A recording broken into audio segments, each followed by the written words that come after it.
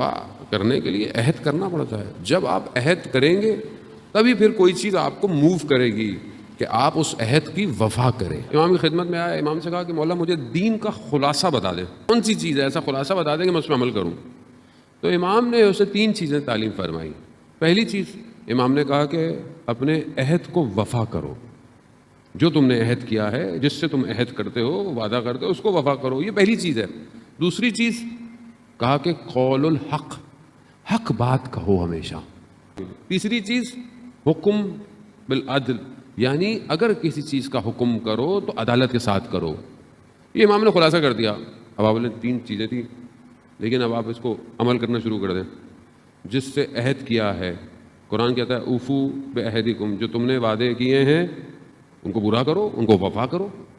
پروردگار نے باقی نبیوں کی جو قومیں تھیں ان سے عہد لیے تھے. کس کس نے ان عہدوں کو نبھایا؟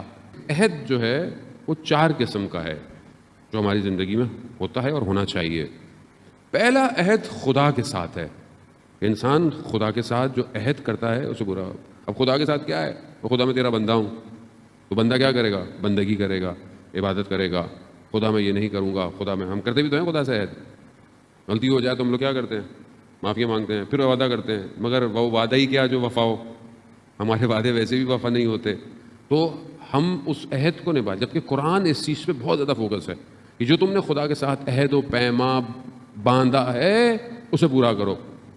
عہد سے بڑھ کر ایک اور لیول ہے جسے قرآن میثاق کہہ رہا ہے کہ وَإِذَا أَخَذْنَا مِيثَاقَ, کہ ہم نے میثاق لیا. کس سے؟ بنی اسرائیل سے لیا. بہت سی جگہوں پہ لیا ان سے قوموں میں. اگر آپ قرآن پڑھیں, کہ انشاءاللہ کہ ہم قرآن پڑھیں اور اس کے ترجمے کو بھی پڑھیں اور اس کے ساتھ ساتھ ہم تفسیر کو بھی پڑھیں. کب پڑھیں گے مجھے آپ بتائیں, کب پڑھیں گے؟ بوڑھے ہو جائیں گے تب پڑھیں گے؟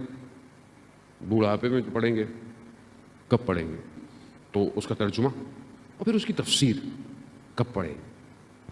مگر قرآن نور نہیں ہے, مگر قرآن کلام الہی نہیں ہے, مگر قرآن جاویدہ معجزہ نہیں ہے, مگر خدا نے نہیں کہا کہ میں تمہارے درمیان میں 2 چیزیں چھوڑے جا رہا ہوں, قرآن اور اہل بیت. جس نے ان دونوں کو تھاما وہ پہنچ جائے گا.